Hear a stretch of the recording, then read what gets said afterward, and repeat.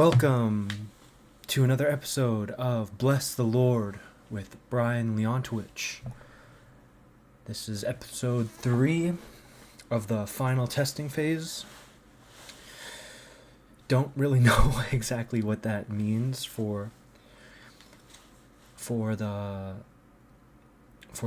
the actual series starts in regards to episodes, but we're just throwing them out there, and we're just rolling with it, and we'll ultimately end up seeing what becomes of it, whether the episodes continue in the manner that they do, or whether or not we change the order or the arrangement, or all of this is under His will, and so however He sees fit that we progress and that this series progresses, it is up to Him.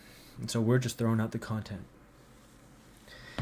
Hopefully, I'm not going to check on any of them because I'm going to have faith. Although all of the other streaming platforms should be operating well, but we're just going to kind of get right into it. Get into what we are going to be discussing today. And it's going to be good. We are going to cover the gist of the Gospels. We're going to speak on Jesus Christ, the church, and the early church fathers, as well as holiness. And this is coming from my last catechism class, this general format. And so, although I've had the opportunity already to discuss the ideas, now I'm going to do it in a in a manner that's more, that may free flow more, that's not going to rely on asking questions from the students or the audience. And if anyone wishes to fact check me, please comment down below, leave a like or a dislike based on how you perceive this show, and follow me on all social media at blessmlord. That is BLESSMLORD. And we're just going to get right into the show. And so, starting off,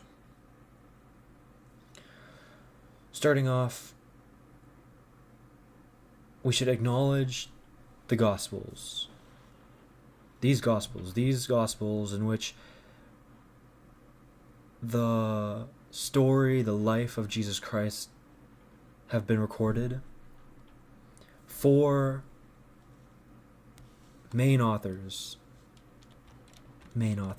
4 individual authors comprised the Gospels as we know it today. And those 4 are Matthew, Mark, Luke, and John. Matthew, Mark, Luke, and John. Matthew, Mark, Luke, and John. Those 4 of them, and those 4 were disciples of our Lord. And we might ask,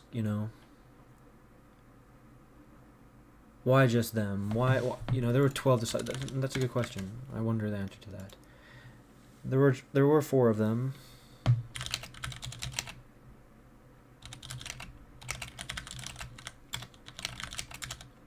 And now I'm searching it up now.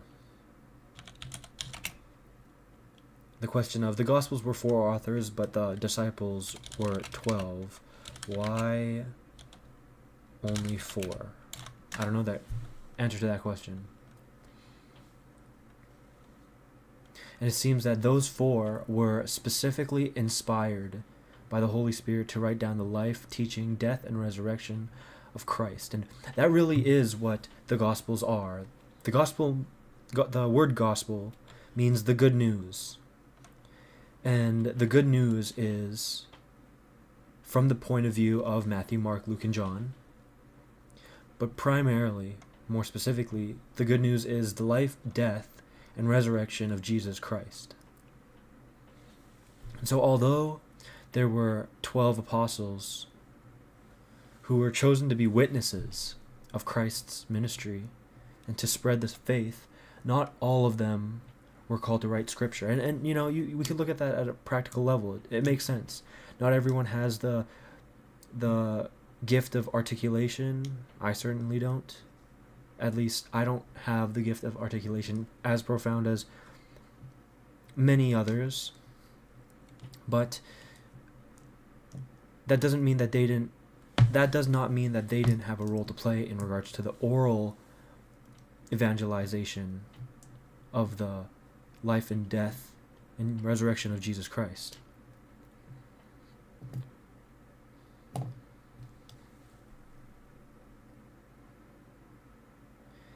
And what's interesting, and what's actually interesting, and I'm finding out actually about that now, which makes sense, is that Mark and Luke were not actually part of the 12. That's interesting. I did not know that. And this is the point of the show, you know? It's to relay our message, and then to garner the feedback and kind of go over what we know, that we may truly refine our knowledge. And so that's interesting. I didn't know that Mark and Luke were not one of the 12. So the 12 disciples were, as you guys can see here,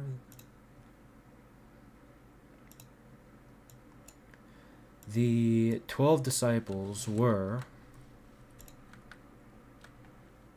boom, Simon Peter, Andrew, Simon Peter, a fisherman, also the first bishop, first pope, Simon Peter's brother, who was a fisherman, the sons of Zebedee, James and John, Philip, one of the 12 disciples, Bartholomew, a disciple who may have traveled to India, Armenia, and Ethiopia, Thomas, one of the 12, doubting Thomas, Matthew, a tax collector who traveled to Iran and Ethiopia, James, son of Alphaeus, one of the 12 disciples, Thaddeus, also known as Jude. Is this Saint Jude? Thaddeus. Saint.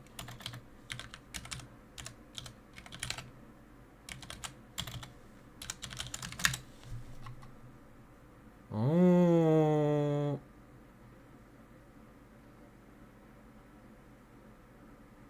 Really? Okay, so that means that's interesting. I didn't know that. I'm not. Oh snap! I did not know this. Thaddeus. The reason why I'm kind of a little bit taken aback is because the name of one of my parishes that I serve at is St. Jude, and I did not know that St. Jude was one of the 12. So that's why it is important. That is why it is important to be able to go over what we know, or at least what we think we know, because quite often there's holes and there's things in which we can touch on. St. Jude Thaddeus. Very good. Now we know St. Jude Thaddeus is one of the 12. Simon the Zealot. I said zealot. Wow, total fumble. When that's pronounced zealot. Let's see. Yep, zealot. Yep. So totally fumbled that. And Judas Iscariot, the disciple who betrayed Jesus. Yep, we know. Oh, we know of this guy. Very good. Interesting. Okay. So, as we now know, Matthew, Mark, Luke, and John were the writers of the Gospels, the authors of the Gospels, and only 2 of them were disciples of our God, while the other 2 were only companions. For example, Mark being only a companion of Peter, and Luke was a companion of Paul. And that's good. That's interesting to note, because we could look at Saint Peter and Saint Paul. Saint Peter being the establisher of the Holy Order, and Saint Paul, he was kind of not really exactly affirmed or anointed or appointed a bishop or someone within the Holy Order, but kind of a lay evangelist who kind of truly came from the outskirts of what the traditional faith would have. He did originate his faith as a Jew, but he really, through conversion, he kind of just started preaching after that conversion. And so I would classify, St. Paul as a lay evangelist and St. Peter as an individual who belonged and who begun the Holy Order. So we could classify St. Peter as the Holy Order and St. Paul as a lay evangelist. And I look at that, and it's interesting because how Mark, the writer of an author to one of the Gospels, was a companion to Peter, part of the Holy Order, and Luke being a companion to St. Paul, a lay evangelist, and covering those two avenues and aspects, and that's quite interesting.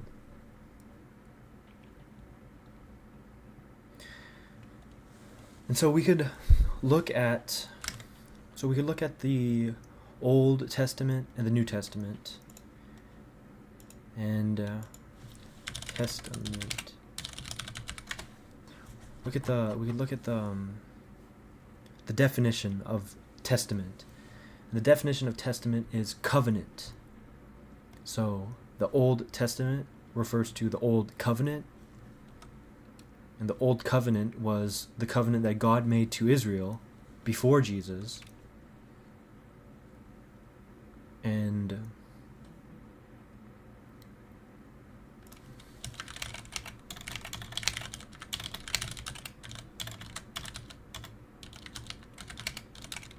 searching up what exactly was the right. So it's all that God was relaying to Abraham, to Moses, to David. Those three figures in particular are very, very important. We look at the Old Testament, there's many figures in the Old Testament, but those are usually the names in which resonate the most. Besides Adam and Eve, we often look at Abraham, Moses, David,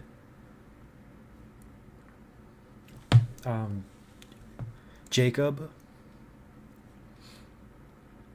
And so the Old Covenant before Christ that God made to people of Israel was first with Abraham, speaking about how he will have many descendants, that his offspring would be blessing to all nations. And at this time, circumcision was the sign of this covenant. That was the physical, tangible sign that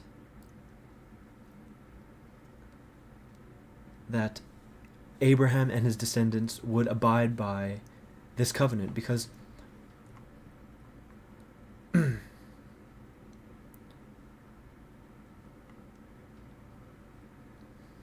let's see, because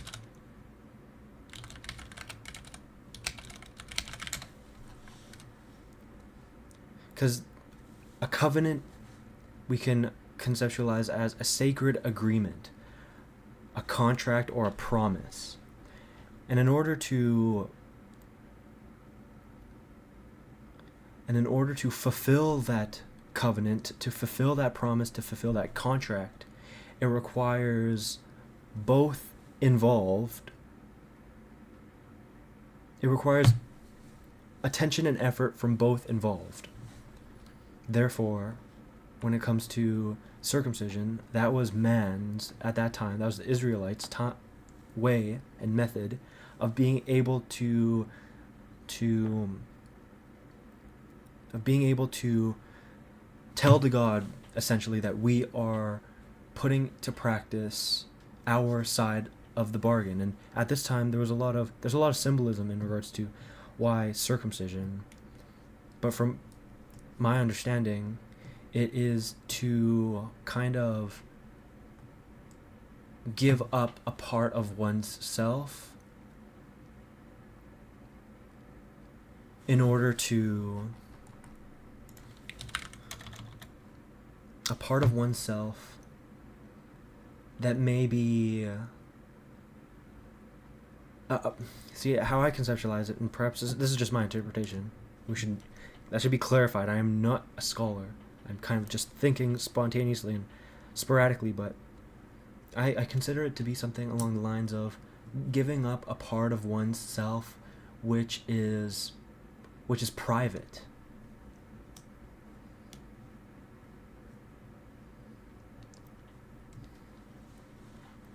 I'm sure there's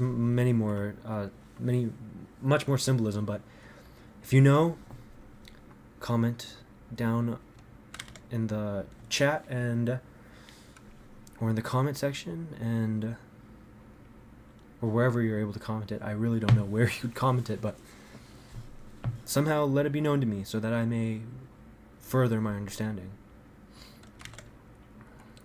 But yes, so circumcision was one of these signs of this covenant. And we look at Moses, who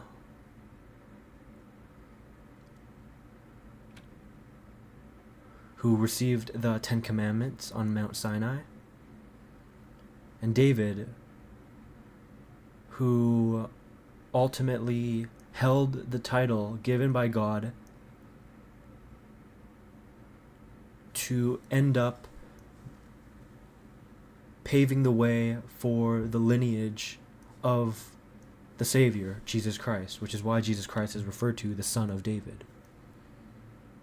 And so there was a blessing promised amongst David's descendants, that they would have an everlasting kingdom fulfilled by Jesus Christ, the Son of David. And so that is the gist of the Old Testament. And when the New Testament begins, it is fixated rather than on God and the Israelites. It is focused on Jesus Christ and the life, death, and resurrection of Jesus Christ. And so we could consider, we might consider, because Christ did an abundance of miracles, Christ spoke divine words, and then we would consider, what does that mean for us today? Okay, so sure, yes. Let's say the evidence points to Christ. The evidence points to Christ being this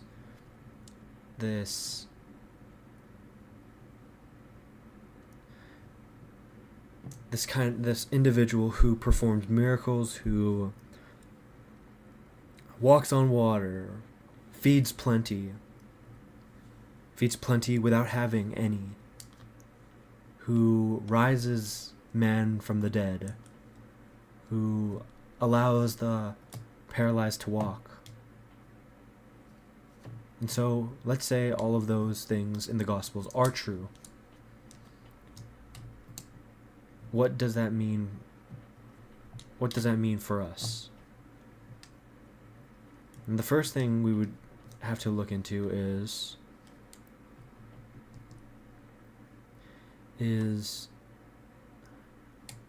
the first thing to consider is that, well, great.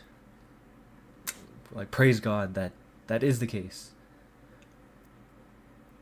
And our mission on the individual front is to evangelize this, to evangelize our faith, to evangelize what we believe in.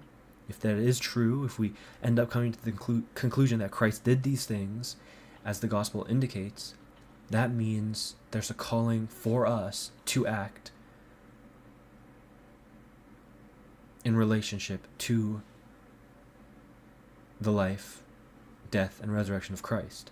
And that means to spread the good news.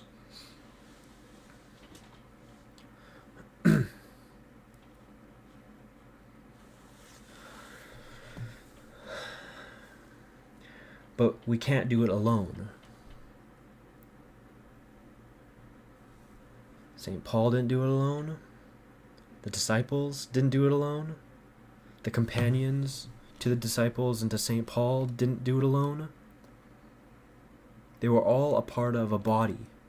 They were all a part of a bigger picture, a larger group.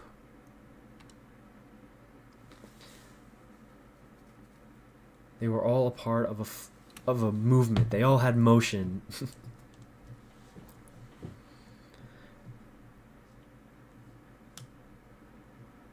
And that's why I think there is emphasis on the church. I think that's why I completely reject anyone who says, like, oh, who for starters doesn't go to church, but make the claim that Christ is Lord.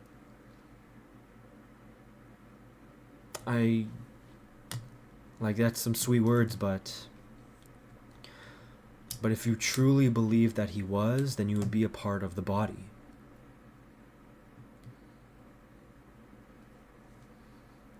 Then we might ask two things. One being, why do I need to be a part of a body in order to evangelize Christ's word? And two, which is the true body? And we'll start with the first question. The first question being, why should I be a part of a body?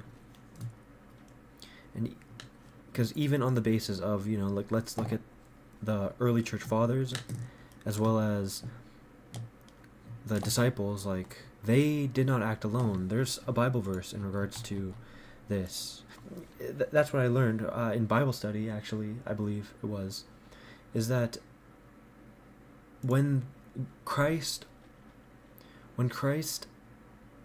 sent out the disciples to go evangelize, he did not send them alone. He sent them in pairs of two. And I think it's purposeful in that we are not meant to go alone. We are not meant to do it alone.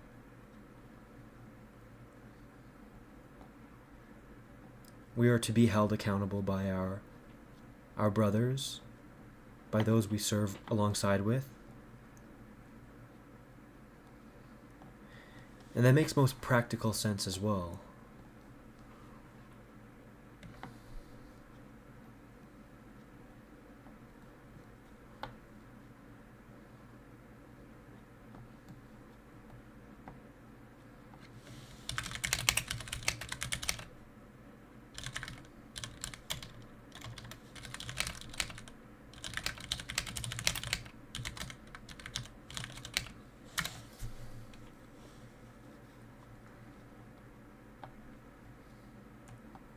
That's right. So we could look at, this is the Bible verse in which I learned this from. Not exactly, but this is what it was referring to, was Luke chapter 10, verse 1. After this, the Lord appointed 72 others and sent them 2 by 2 ahead of him to every town and place where he was about to go. He did not just tell everyone, okay, after he relayed the message and after everything was said and done, he wasn't just like, okay, now go just disperse free for all Fortnite style, jumping out of a plane whenever you want. Rather, he assigned that they stick together even if it was just one with another. Emphasizing the importance of community, emphasizing the importance of a collaboration.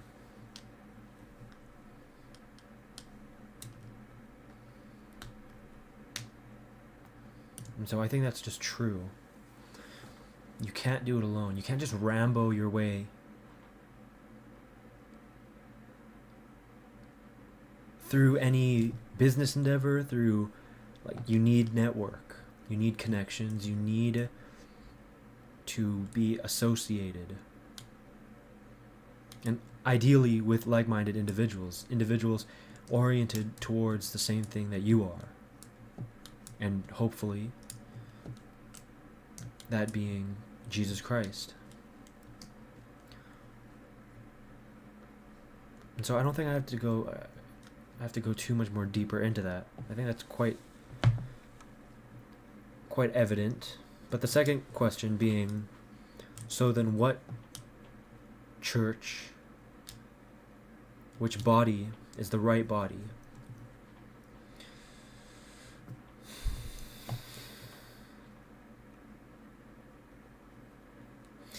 And I could forgive you if you go Greek Orthodox, but truly I think it's the Catholic Church. I advocate for the Catholic Church, one, because I am Catholic, but also because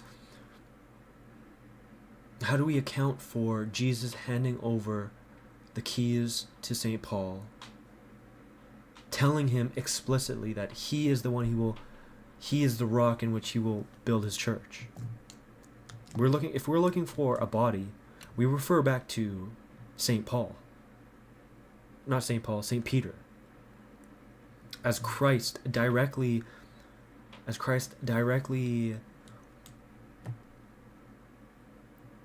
attributes him to be the leader of the church in his stead.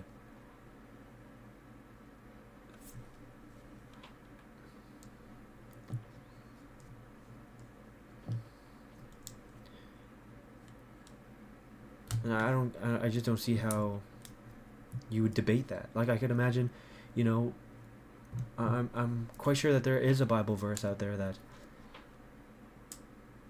in which advocates for ministry outside of St. Peter's holy order, established holy order, but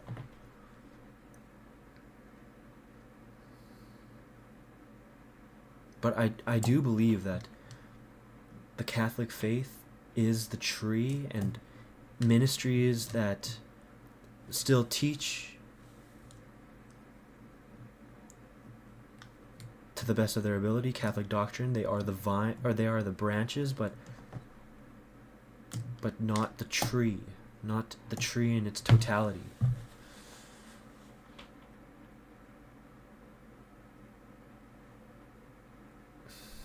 That's kind of the best analogy I could use, is that Catholicism is the tree.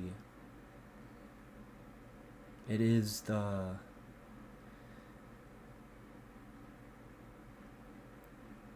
how do I explain this? Catholicism is the tree, and all the other religions that try to evangelize Christ's name, both properly and improperly, they kind of are like branches in which are maybe just little stubs, branches that are very frail, perhaps. And even though there is a point to be made about Christ, they aren't the tree. They aren't that which produces maximal oxygen for life. That's kind of the best, to the extent in which I could push that analogy personally, as that kind of is spontaneous, but That's how it seems to me. That the Catholic Church is the church. And that was a little bit of my discrepancy with Cliff Connectley and Stuart Connectley. And I think there was a recent interview that they did where they were admitting and acknowledging this same thing that I'm talking about in regards to there is a Bible verse in which it talks about how to recall these facts. It kind of escapes me, but it was in essence talking about how a form of, if you abide by certain traditions, like perhaps like baptism and the evangelization of Christ,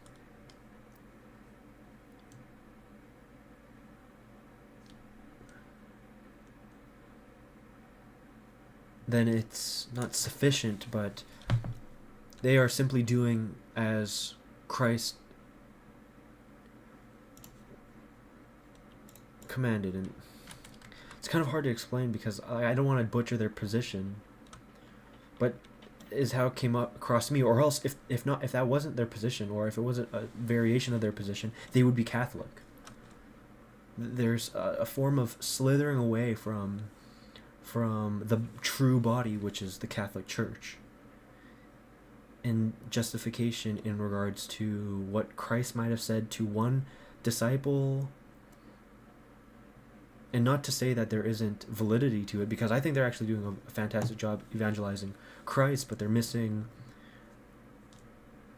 key components, I believe.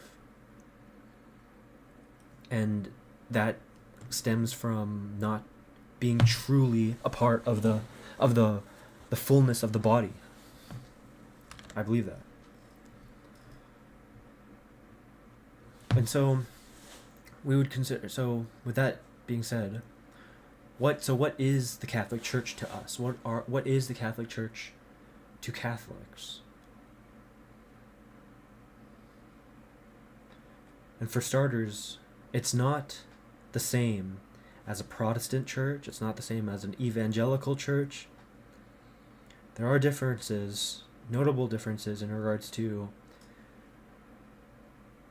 the Orthodox Church,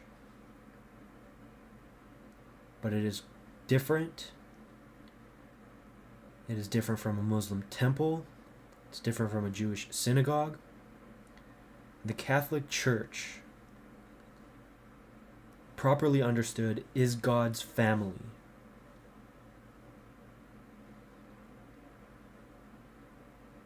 It's the only place in which we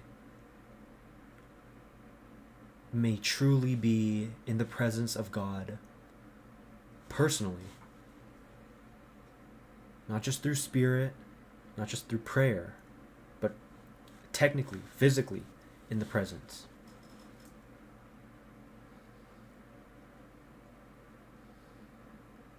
And the first analogy that I consider is like, it's like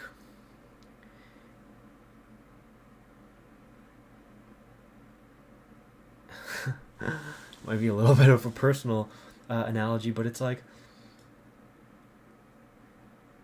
being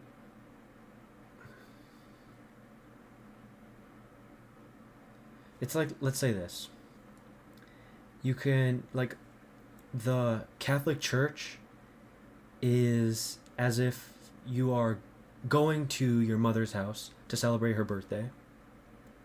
And you go there, you're in the flesh, you're communing with her, you are spending time with her, there, in the present, in the flesh. That's the Catholic Church.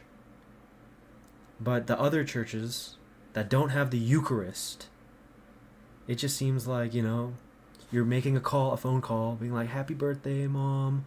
Hope you're doing well. This is how my day is. This is how I am. Tell me about you. I'm here to listen. And then you hang up. You hang up and you say goodbye.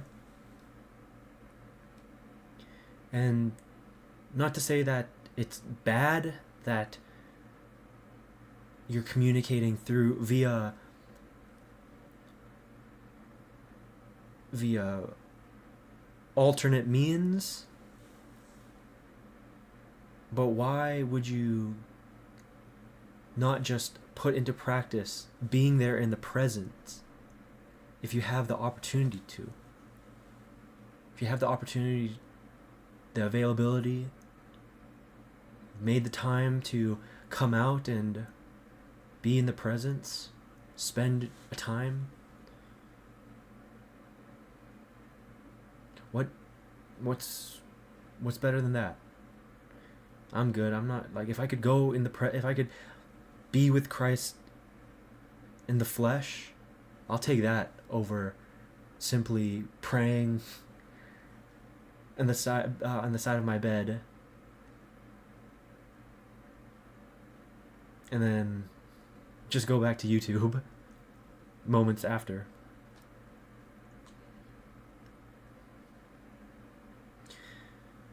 And so the Catholic Church, is not just a building in which it holds a community of people, although the church is a community of people.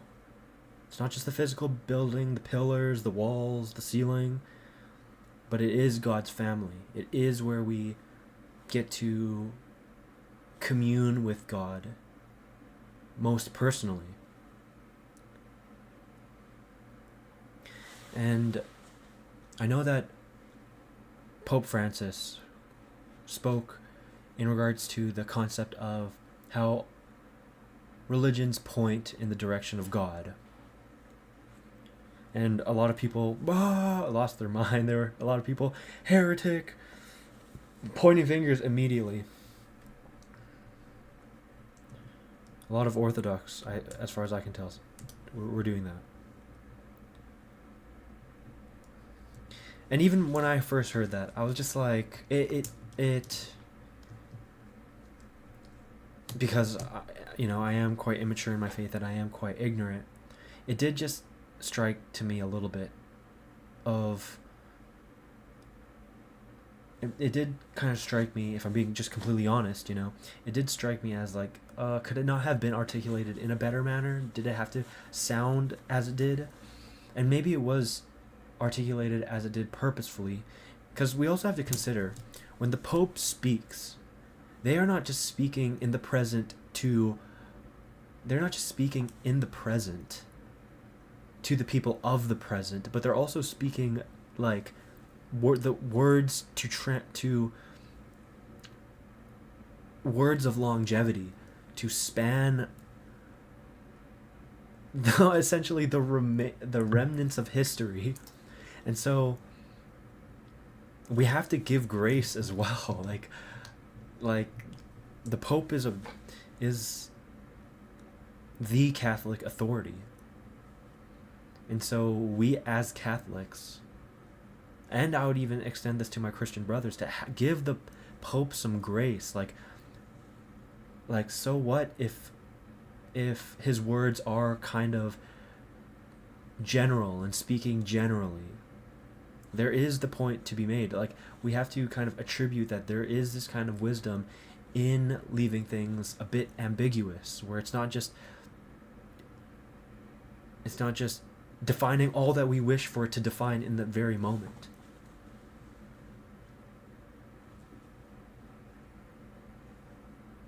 Because, like, how often do we do that as a people? Are able to just define every single thing? Like, I'm not as autistic as that. I don't think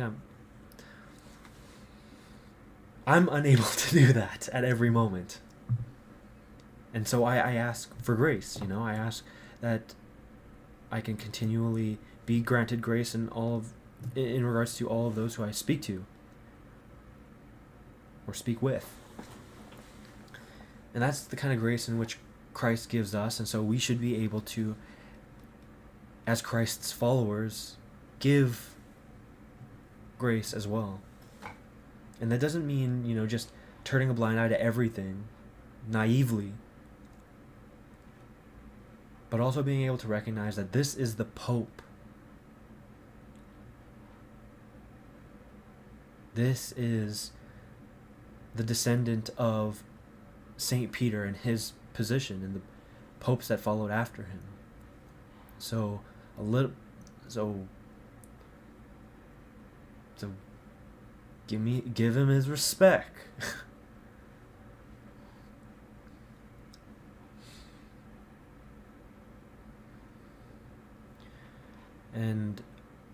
And although other religions do point in God's directions, like road signs, if God was at the top of the mountain, of this analogical mountain, pause, analogical, I just need to see if that's a word. W. On the top of this analogical mountain, if God is on top of this analogical mountain, and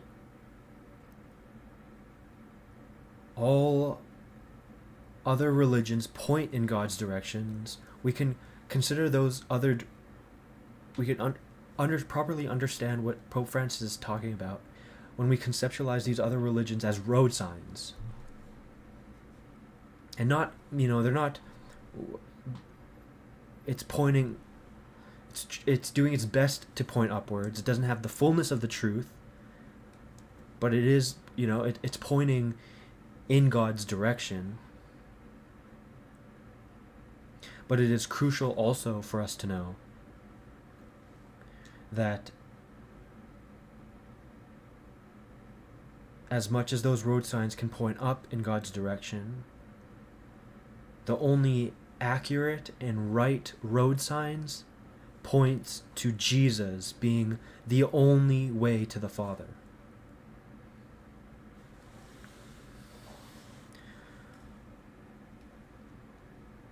Because we can talk about, and I think that's what Pope Francis to some degree is relaying, is that we do look at the Islamic tradition, we do look at the Jewish tradition, and they are to some degree pointing at there being a God in good.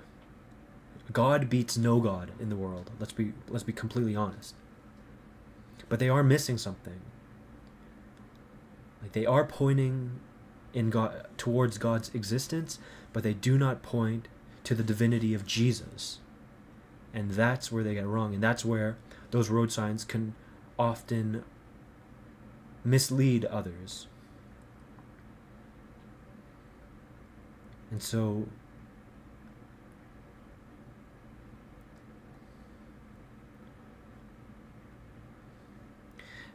the road signs that point to Jesus being the only way to the Father, those are the right road signs. And you might say, okay, so how are we able to determine the right road sign within Christianity? And that's where theology, as far as I'm concerned, starts coming into play. Our understanding of who God is, of who Jesus is, the Father, the Holy Spirit. And that becomes the position in which requires the utmost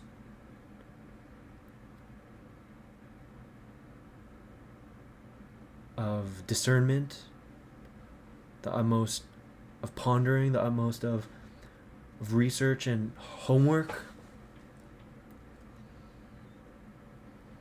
It really seems to me to be the theological basis of why it is I believe that the Catholic Church is the truth, as the truth, the way, the life, through extension of Jesus himself.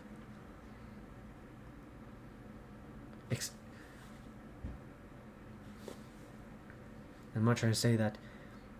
I'm not even. I don't even know. I hate thinking why I have to even clarify this, but it's Jesus first, and Jesus is the one who establishes the Catholic Church, and so, as a consequence, the Catholic Church exudes the same kind of spirit that Christ relays, which is the truth, the way, and the life. And that's just true. It's in the Eucharist.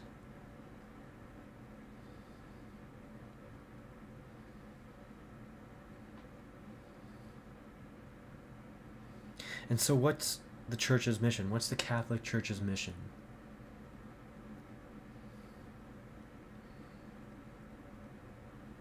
And it really is to bring all people to Christ. All people. The lesser, those who don't know him, the stranger.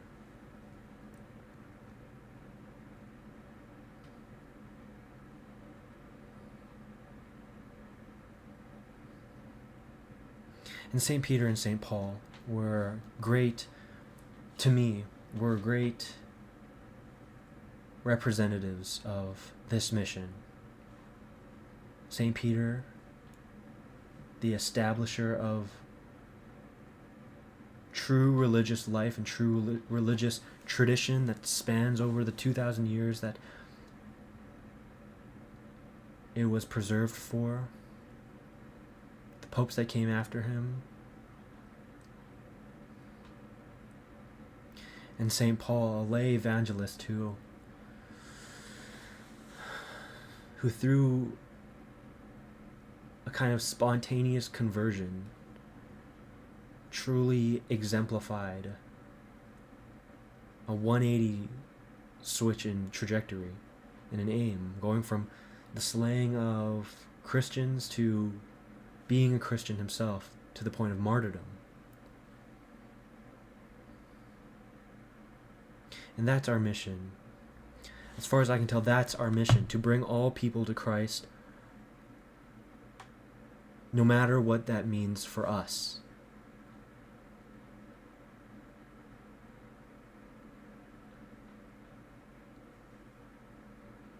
Whether we suffer financially because of it, whether we get our reputation tarnished as a consequence, whether we even end up losing our life because of it, our mission is to bring all people to Christ. Our mission is to save souls. And only through the sacraments can that be done. Only through prayers like the Rosary can that be done. And only in truly understanding the Eucharist can that be done.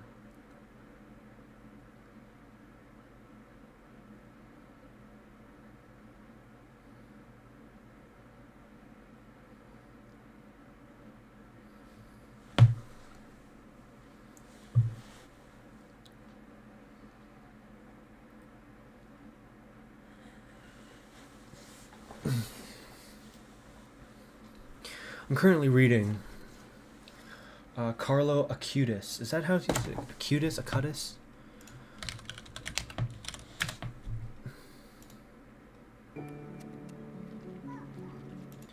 Acutis, Acutis, Carlo. He's the first millennial saint that has been not canonized. That has been. What's the word for it? Not canonized, but rather.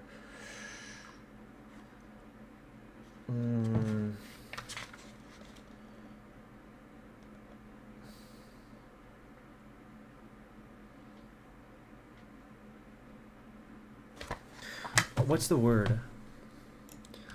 What's the word for when a saint is ordained? Oh, it's not ordained, but oh, it is canonized. Epic fail. Ordained is when you become a priest, deacon, or bishop. Okay, canonized. Yes, he's canonized. Acuti.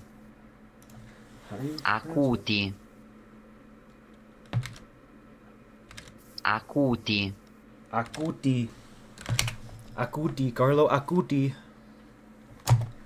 Acuti. Carlo Acuti. Is that really how you say it? Acuti? Carlo Acuti. But yeah, I have not gotten too far, but I do like it. I do like hearing the stories about, um, Saint Dominic Savio, Saint who's the Del Rio, Saint Jose Sanchez Del Rio. These stories about the young canonized saints and what they were interested in, as well as their desires at that young age, which totally transcended the the desires of an average kid, focused on girls, focused on sports, video games, other interests. And even though they have those interests still, to some degree, as far as I can tell from the young saints, is that their desire for Christ just transcended their fleshly desires. And that really is an inspirational story, because if these young kids were able to reach the truth in the manner that they did, that in and of itself proves hopeful for us as we get older. Us young adults, us elders.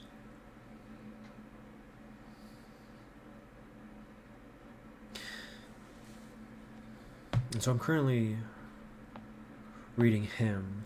What else am I reading? I'm also reading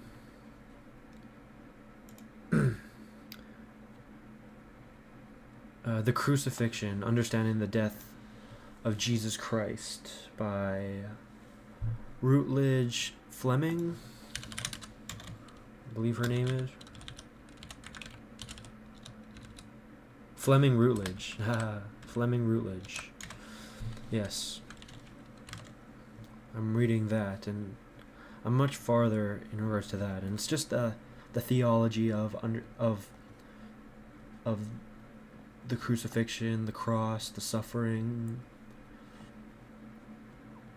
and I do believe it. I do think that us Catholics, armed with the truth, we need to study.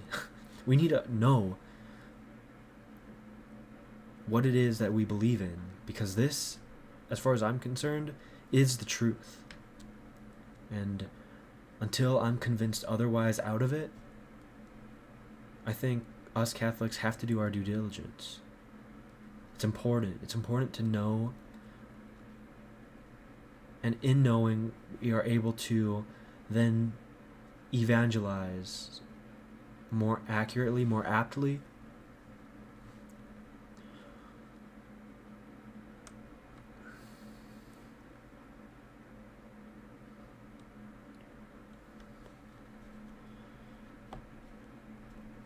Because what's more important, man?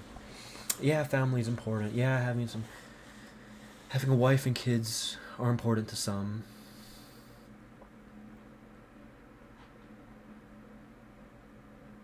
But if you want the adventure of your life, if you are here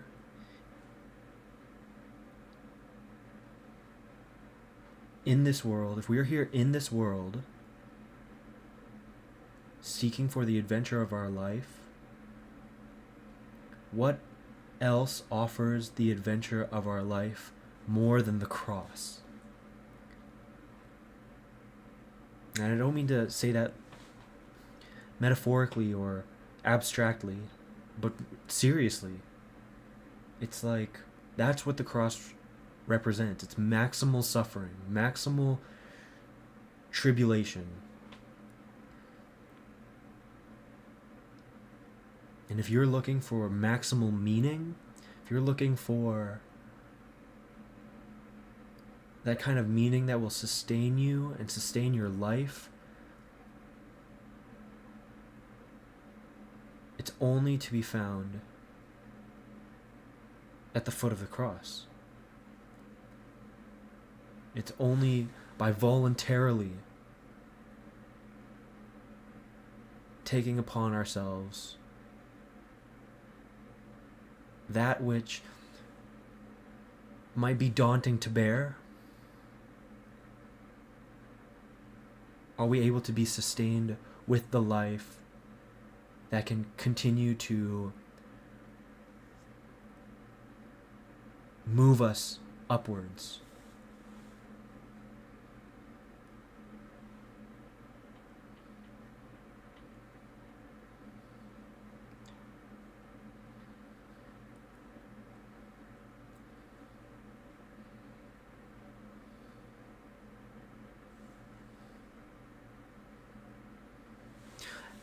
Actually, while I'm already doing this, might as well just kind of, because I have Bible study tomorrow morning, and I was supposed to work on some things, and so perhaps I'll do that now.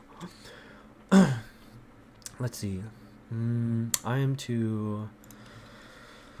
Let's do it to be. Let's do my homework together, essentially. So, I have been assigned Matthew chapter 10, verse 1 to 4. So let's quickly look at that. Matthew chapter 10, verse 1 to 4. I looked over it with the brother, but... Okay, so this is what we're... Boom. Matthew chapter 10, verse 1 to 4. Jesus called his 12 disciples to him and gave them authority to drive out impure spirits and to heal every disease and sickness. These are the names of the 12 apostles. First, Simon, who was called Peter, and his brother Andrew. James, son of Zebedee, and his brother John. Philip and Bartholomew. Thomas and Matthew the tax collector. James, son of Alphaeus, and Thaddeus, who is also known as Jude, Saint Jude. Haha. Simon the Zealot, and Judas Iscariot, who betrayed him. Sorry, my mouth is getting a little dry.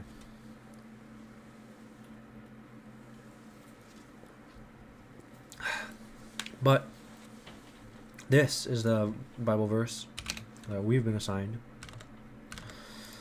And we're also, because we're doing about this Bible study a little differently. We're looking at the synoptic gospels, and so it's the gospels which are covering the same general portion, coming from different lenses. So let's check this out. So that's ours, Matthew chapter 10, 1 to 4. Now we have to compare it with this one, Luke chapter 6, verse 12 to 16.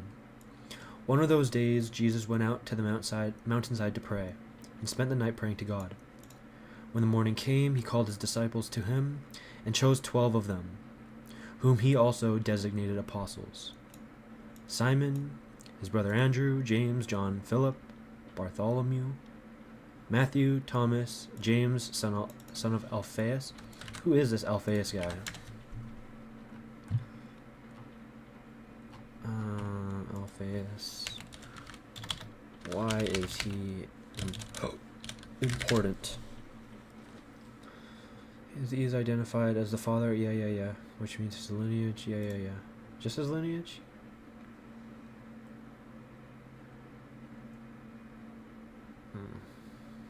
Okay. Simon, who was called the Zealot. What does zealot mean? A person who is fanatical and uncompromising in pursuit of their... Okay, so zealot, also known as zealous. When someone is zealous, they are passionate, adamant, devout, showing great enthusiasm. Okay. No. Okay, so Simon. So there's two Simons. So two Simons in not Canada, in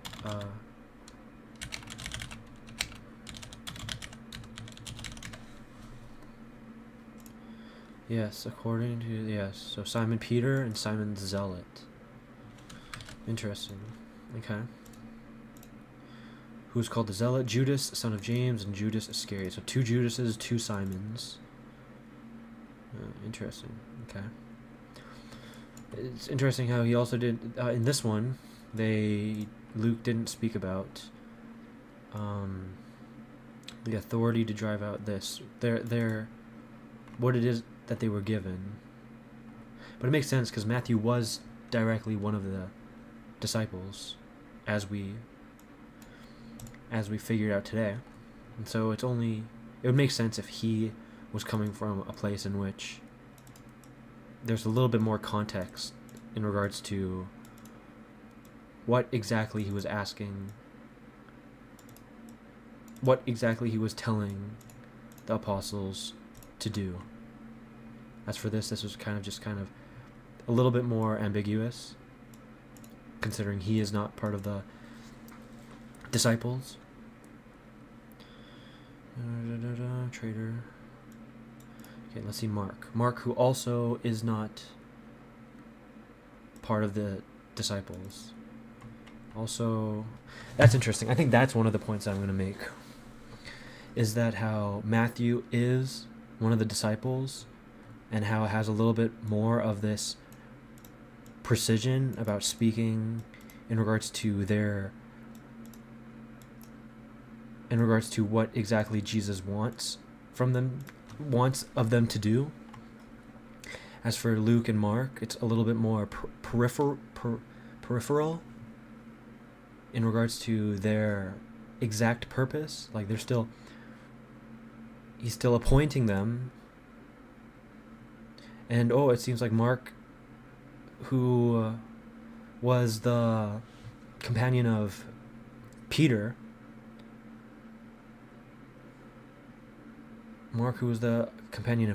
it seems like he has a little bit, something to say, to send them out to preach and to have the authority to drive out demons. That's probably what I'm going to speak on, is the dichotomy in language, probably concerning the position of the author, because Matthew is a direct disciple, and so it's much more precise in language, like the authority to drive out impure spirits and heal every disease and sickness. And then we look at Mark, who is a disciple, or who is a companion of Saint Peter, who was the one who was handing down the keys, who was a direct disciple to Christ. And it makes sense because, in his language, he appointed the 12 that they might be with him, and that he might send them out to preach and to have authority to drive out demons. It's a little bit, in comparison to Matthew's, it's a little bit less descriptive, but it's still pointing out. And Luke, who has there's not that kind of same precision and description. So I think that is the point that I'm going to be making. Now I just have to be able to articulate that in a manner that is digestible to my fellow Bible study mates. But God, untwist my tongue. I may be able to do it as you see fit, but I think that is that's the thing that I think I can uniquely offer.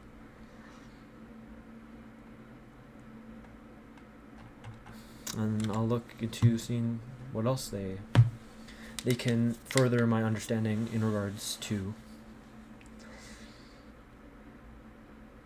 But other than that, that'll be all for today. That's all for today's show. If you enjoyed the show, smash a like, comment wherever you're able to comment. Don't know how that works yet. Or even just follow any of my social medias. It's in the description. Any form of support for this show is truly and greatly appreciated, although you don't have to. Keeping me in your prayers is enough. And truly just praying for your loved ones, that any of the strangers, any of the of those who might not yet know God, that they may all come to Christ. Because that's our mission.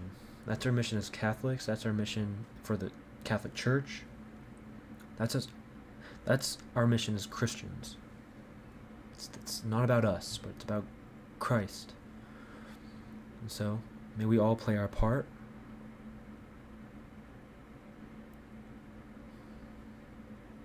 And may God be with us.